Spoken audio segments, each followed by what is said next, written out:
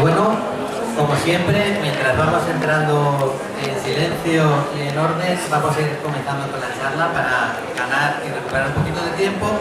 Y ayer tuvimos una charla larga con Wendy Froud sobre su trayectoria profesional, no solo como hacedora de muñecos, también como artista plástico, como poeta. Hablamos también un poco de sus trabajos en estos campos, pero cuando hablamos de su relación con el cine, ya avisé que dejábamos aparte su trabajo en Star Wars, porque no porque no nos parecía relevante, os podéis imaginar, sino porque queríamos dedicarle una parte muy especial, porque sabemos, uno, que vosotros lo ibais a apreciar, y dos, porque siempre he tenido un poco la sensación de que se reduce a una frase casi siempre cuando se describe la carrera profesional de Wendy.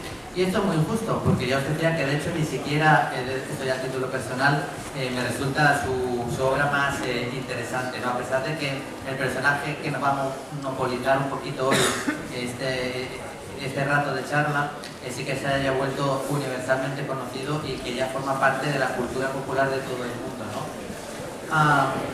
Pero lo primero de todo, ella llevaba trabajando, como hablamos ayer, con Jim Henson, con Frank Oz, en películas, varias como Dentro del laberinto, como Cristal Oscuro, pero en un momento determinado le dicen que va a formar parte del equipo que está trabajando con un director, George Lucas, en la secuela de una película que cambió muchas cosas, como todos sabemos, y que nos ha olvidado muchos de los que estamos aquí, como es La Guerra de las Galaxias. Entonces, antes de entrar directamente en su aportación a este universo, aprovechando además que, como veis, tenemos varias criaturas provenientes de ese lado de la pantalla, gracias a la Orden 66, a la que nunca nos cansamos de darle las gracias, y guardaremos el aplauso para luego, pero se lo daremos porque lo merecen siempre. Bueno, venga, ya que empezáis.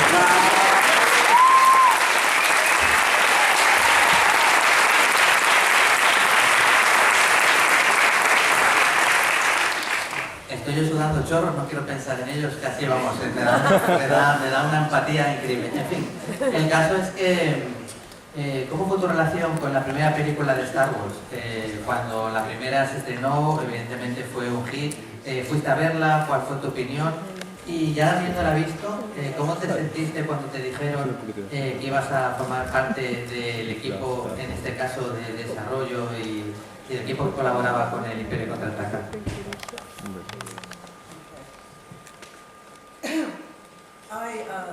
I saw the first Star Wars film when I was in art college in Detroit.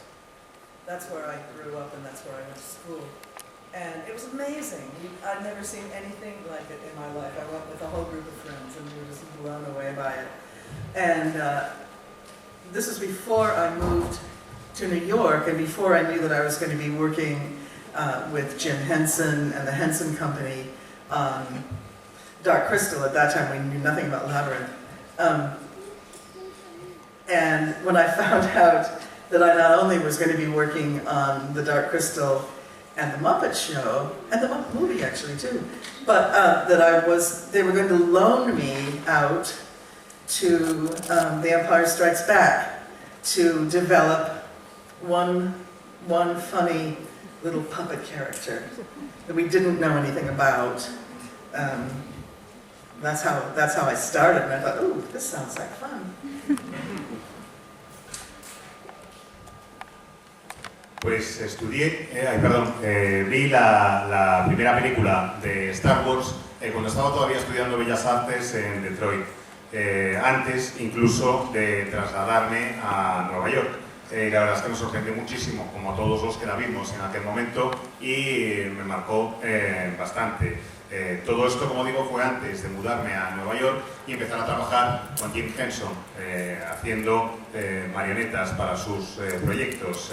Ya no solo, él me contrató para trabajar en Cristal Oscuro, lo de Dentro del laberinto ni siquiera era un proyecto todavía, pero el caso es que después de trabajar en Cristal Oscuro y de colaborar con él en Los Teleñecos, me dijo un día, oye, si te parece, te vamos a ceder a otro proyecto, te vamos a traspasar un tiempo a otro proyecto. Y ese proyecto resultó ser El Imperio Contraataca. Y cuando yo empecé a trabajar en la producción del Imperio Contraataca, me dijeron, mira, es que te hemos contratado porque queremos que desarrolles un personaje así pequeñito, bastante mono, una marioneta bastante divertida.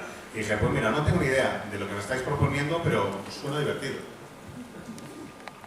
¿Y qué indicaciones te dieron a la hora de crear este personaje? Aparte de, me imagino, que fuera pequeñito, pareciera un poco viejo. Cuéntanos un poquito qué indicaciones tuviste para jugar.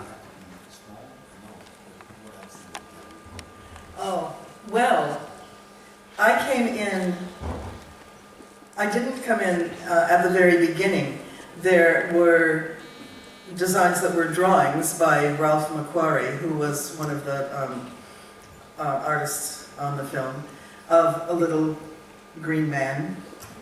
I don't even know if we knew he was green then. I think we probably did. But he was very... He wasn't very appealing, I don't think. He was very, very wrinkled. He looked like a prune. And then Stuart Freeborn, the head of the makeup department, who had worked on all of the makeup and creatures for Star Wars before, not all the creatures, but some of them, had sculpted a head that looked like Ralph McQuarrie's drawings, and people weren't that happy with it. But when I came in, I first of all came in to make a prototype puppet for Frank Oz to use. Do you want me to keep? Okay. It was, they wanted something that I could do quite quickly, and that was the right size, the same size as the real Yoda would be, and something that Frank could develop the character from. So I used the technique of using a block of soft foam rubber, and about that size, and with razor blades and scissors, I carved it into the shape of a Yoda head and turned that into a puppet. It's a process of, hollowing it out and putting a mouth in, putting eyes in. And I made a body, gave it to Frank to try, and dyed it green. And I assumed that it was because we already knew it was going to be green. But he loved it. He loved it, and he really loved playing with it and using it and developing the character of Yoda. And one of the things that he developed from that was the fact that if you puppeteer with one hand, you only have one other hand to use for a puppet hand. And he said, well, if I can, and you need an arm wire, which comes down from the wrist. And he said, well, if I give Yoda a cane, he can use that as an arm wire, and I can puppeteer his arm with the cane in it all the time. So that's how we started. Pues lo cierto es que yo no me sumé al proyecto desde el principio. Ya había algunas ideas lanzando por ahí sobre cómo iba a ser Yoda. Estaba basado en los dibujos de Ralph McQuarrie, que era uno de los dibujantes que se habían encargado pues, del arte conceptual de las pelis de Star Wars. Y yo no me acuerdo exactamente si en aquel momento iba a ser un hombrecillo verde o no. Creo que sí, pero no estoy segura de si era verde ya. Lo que sí recuerdo es que los dibujos pues, no acababan de resultar atractivos, ni mucho menos. Lo veías y aquello parecía una ciruela pasa realmente. Así que, hablé con Stuart Freeborn, que era el jefe del equipo de maquillaje, que ya había trabajado en la primera peli de Star Wars y que había hecho los maquillajes para, si no todas, buena parte de las criaturas. Había modelado una cabeza. Era una especie de prototipo, pero la cabeza no funcionaba bien y no estaban muy contentos con ella. Y a mí lo que me pidieron es que me encargara de crear un prototipo del cuerpo de la marioneta que iba a operar Frank Oz. Me dijeron que tenía que hacerlo lo más rápido que pudiera y lo más parecido a Yoda que fuera posible, porque lo necesitaban para ver cómo funcionaba el personaje y acabar de desarrollarlo.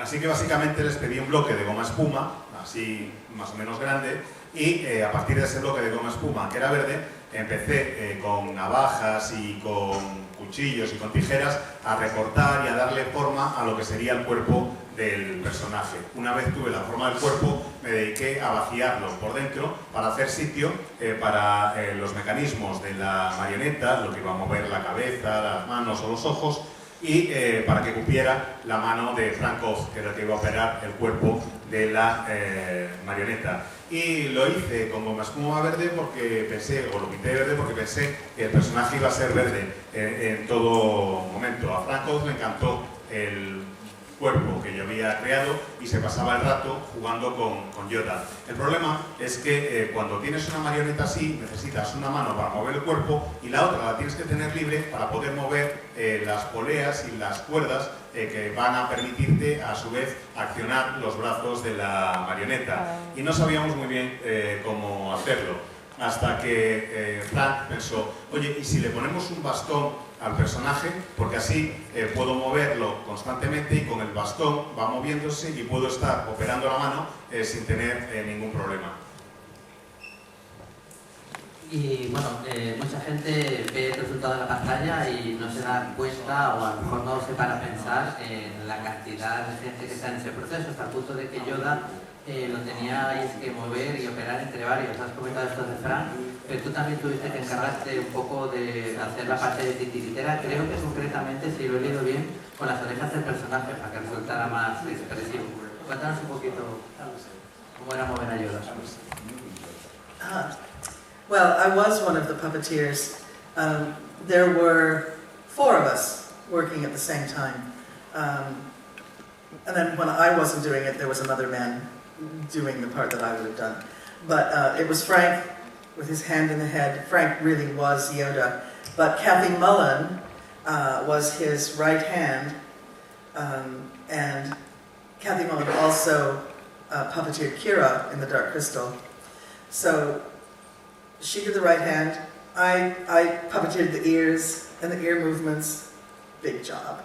And David Barclay, another puppeteer and puppet builder, moved the eyes.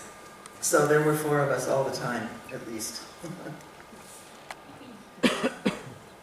Pues lo cierto es que para operar esta marioneta en concreto, para moverla, teníamos que estar trabajando 4 a la vez.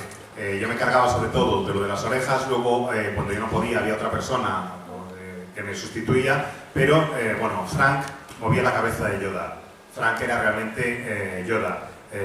Kathy Mullen era quien operaba la mano derecha del personaje. Kathy había sido también la marionetista que operaba con Kira en Cristal Oscuro. Yo me encargaba de las orejas, ya veis vosotros, menudo trabajazo, y luego estaba David Barclay, que era otro constructor de marionetas y que sabía cómo operarlas, que se encargaba de mover los ojos del personaje. O sea que éramos 4 personas trabajando siempre para mover a Yoda a la vez. Cuando vemos algo, una película en este caso, pues que nos gusta, que nos hace felices, que nos entretiene, tienes la tendencia natural a creer que toda la gente que lo está haciendo pues lo está pasando súper guay, que se está entreteniendo un montón y que está siendo ahí muy felices, ¿no? Pero bueno, siempre se oyen distintas anécdotas, hablo de cómo era el rodaje de la película y estar en ese momento en el universo Lucas. Cuéntanos un poquito cómo era aquello desde dentro, cómo era, si era un lugar lleno de energía, guay para estar y lo pasáis muy bien, o si era una pesadilla de tiempos, entrega, fechas, presiones.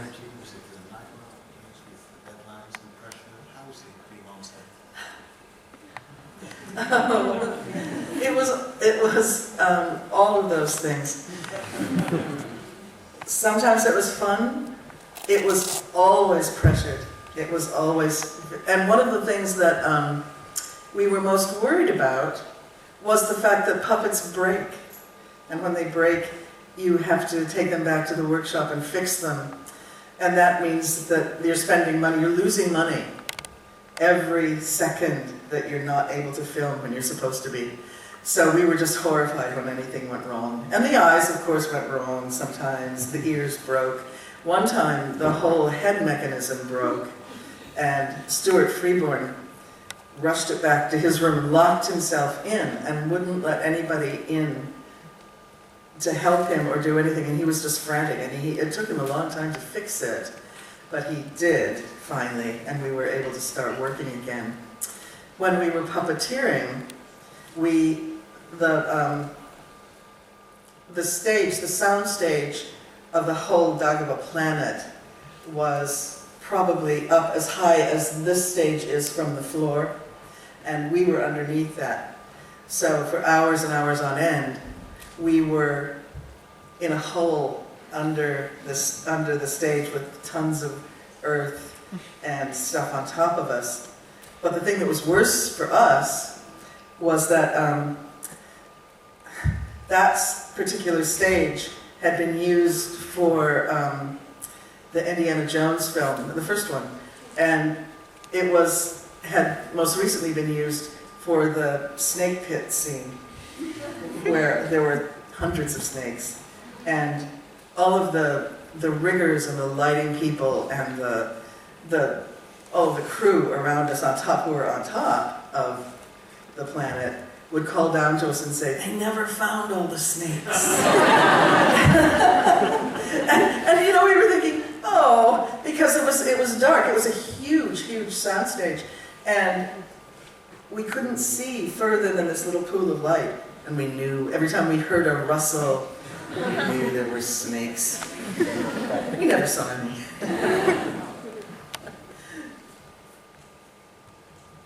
Pues la verdad es que fue un poco todo eso a la vez. A veces era muy divertido, pero no siempre. Una de las cosas que mayor preocupación suscitaba era cuando se estropeaba una de las marionetas, o cuando se estropeaba la marioneta. Teníamos que ir corriendo a tratar de arreglar la marioneta en el taller, porque cada segundo que no estuviéramos rodando era dinero perdido. Así que, como no se podía rodar, a menos que estuviera bien la marioneta, estaríamos perdiendo dinero. Y siempre había muchísima tensión cada vez que se estropeaba alguna de las piezas. De hecho, hubo un momento en el que el mecanismo de la cabeza se atascó por completo y la cabeza dejó de girar, dejó de funcionar. Y Stuart Freeborn cogió la marioneta, se fue corriendo con ella y se encerró en un camerino para tratar de arreglarla. Y por más que llamábamos a la puerta, no dejaba entrar a nadie y estaba empeñado en arreglarla él solo. Y al final consiguió arreglarla, es verdad, pero tardó muchísimo tiempo. Lo que pasa es que sí fue capaz de hacerlo. Y luego otra curiosidad es que Dagoba, el planeta Dagoba, estaba en un plató que venía teniendo una altura más o menos semejante a la del escenario en comparación con el suelo del auditorio. Es decir, tenías el plató encima del escenario y luego en el auditorio estaba el resto de la gente. Y nosotros estábamos debajo del escenario. Estábamos metidos ahí una cantidad enorme de horas, ahí agachados con un montón de tierra encima de nosotros, sabiendo, y esto era lo peor de todo, que ese mismo escenario, ese mismo plató, se había utilizado para el rodaje de la primera de Indiana Jones y que lo habían utilizado para la escena del Foso de las Serpientes. Y claro, los de sonido y los de iluminación se nos acercaban y nos decían: ¿sabéis que no han encontrado todas las serpientes? Y claro, imagínate, estábamos ahí metidos una cantidad de horas, inimaginable, en un escenario que era un plató que era realmente enorme, donde no había prácticamente más que un poco de luz y solo un poquito, no veías más allá de tus ojos prácticamente, y cada vez que oíamos un ruido sibilante o un susurro o algún tipo de ruido de roce, nos mirábamos unos a otros esperando que apareciera una serpiente. Por suerte no llegamos a ver nunca ninguna.